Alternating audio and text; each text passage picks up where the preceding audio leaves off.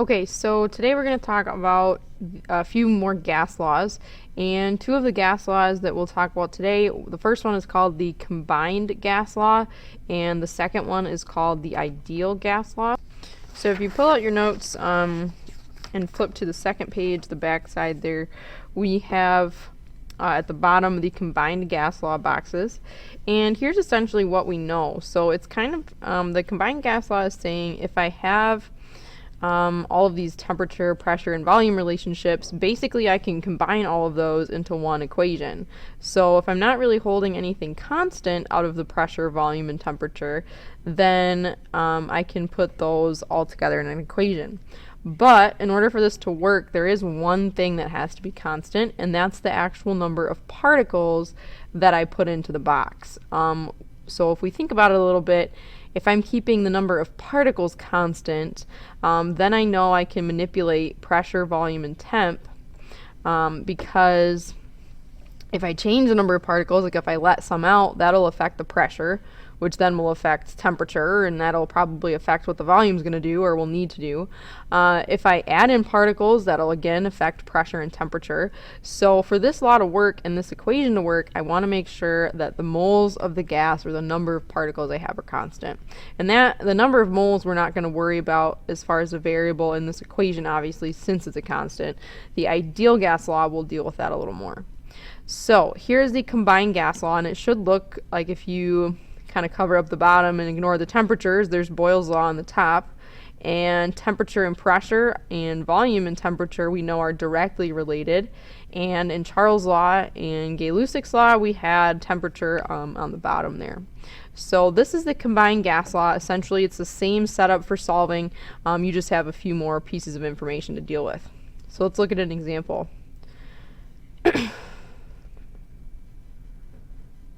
Okay, so if we get my pen working here.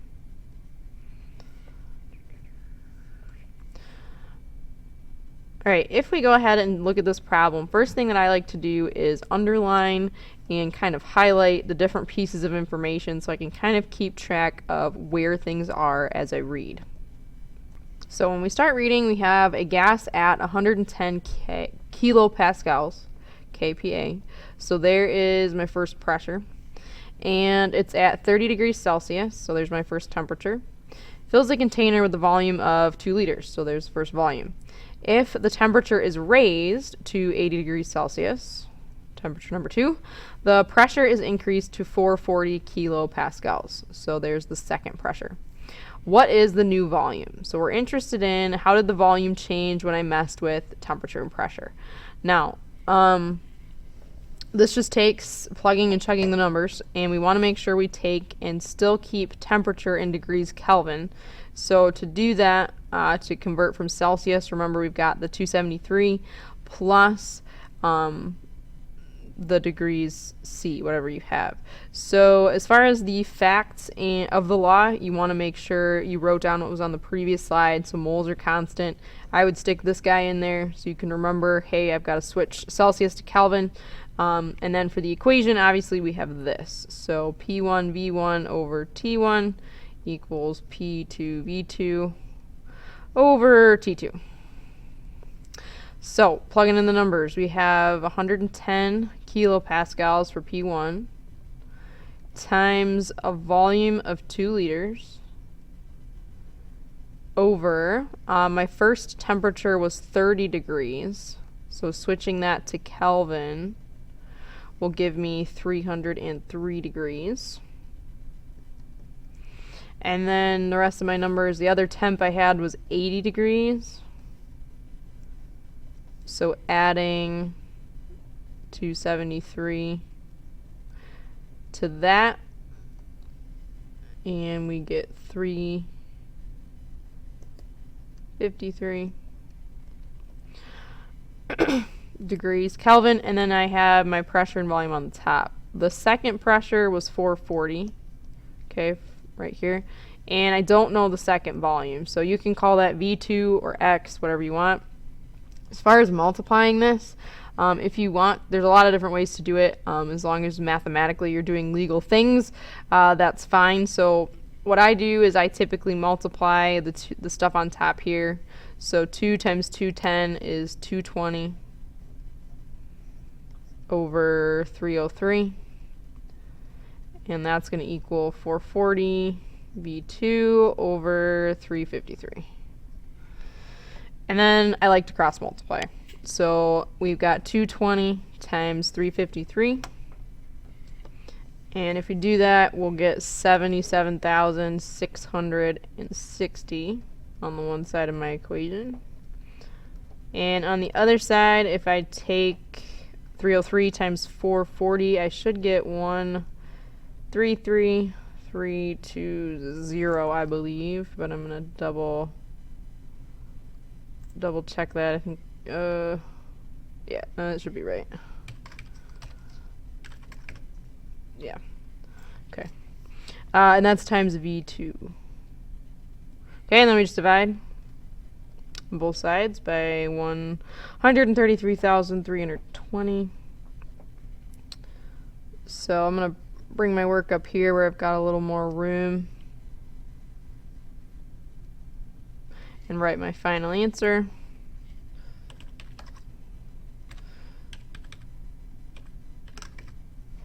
And I should get around 0.58.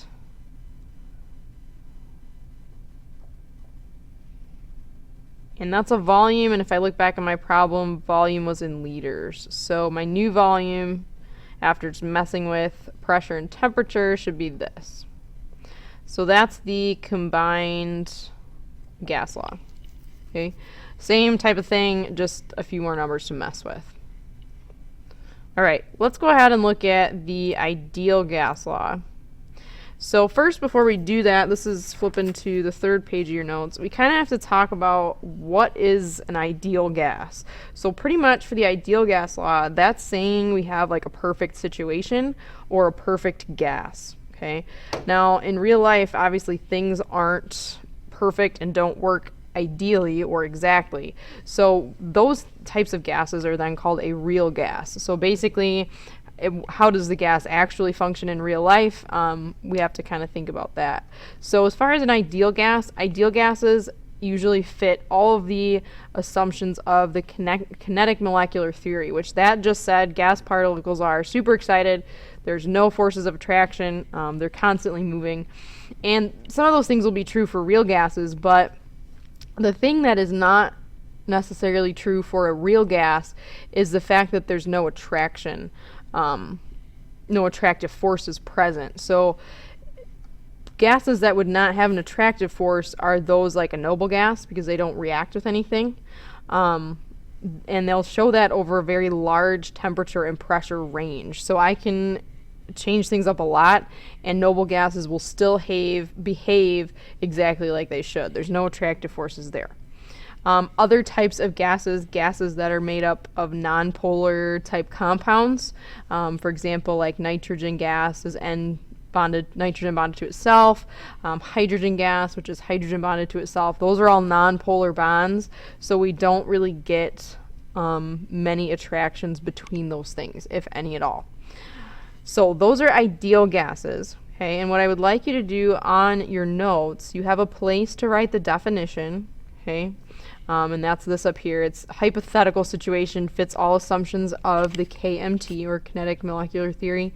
Give the characteristics, what's here in red, and then take a few minutes to illustrate an ideal gas. So in chapter 14, there's not a lot of vocab, so that's why I didn't have a vocab chart, but ideal and real gas are two terms that we want to make sure we know. So go ahead and take a little bit to do that.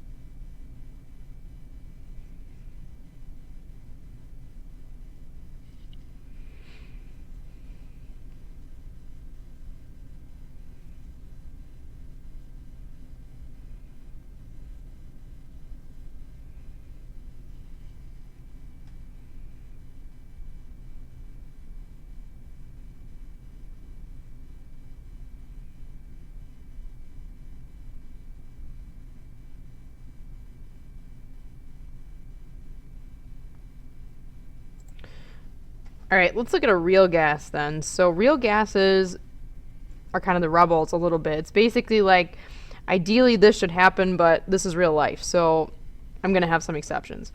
A real gas does not always behave like the kinetic molecular theory, or essentially what will happen is you'll get some forces of attraction that will happen, and typically that happens in more polar type gases. So for example, water vapor. Water can function as a vapor or a gas phase.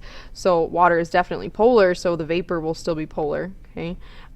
This is ammonia, or things that you can buy kind of in the store to clean with, but that will also function in its pure form as a gas, and that's also very polar. And if we remember, we have like hydrogen bonds in this guy. So nitrogen to hydrogen is a very strong like polar bond.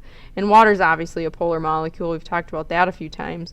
So when those particles kind of move past each other, there's some intermolecular forces. So I put IMF for that. So since we do have some attractions there, it's not really going to be an ideal gas, because an ideal gas says I don't have those things. So those are some like characteristics, or what you would kind of see as far as a real gas goes. Polar type of compounds.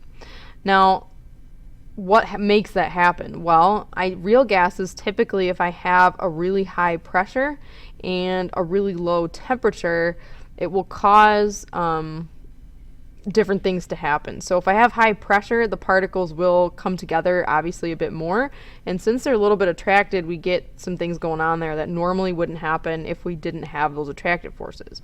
The energy in the particles, if I have kind of a high pressure and a low temperature means there's not going to be a lot of energy. So the more energy I've got, or the less energy I've got, I can't overcome the fact that the particles want to attract to each other if the temperature is too low. So in those types of conditions, these types of gases, more polar compounds, will kind of not act in the ideal way that they should. Particle size also kind of has something to do with that. So based on how big you are, there's certain gas particles that are quite large based on the elements they're made up of. So under different temperature and pressure conditions, size can be an issue as far as what actually happens in terms of how the particles attract.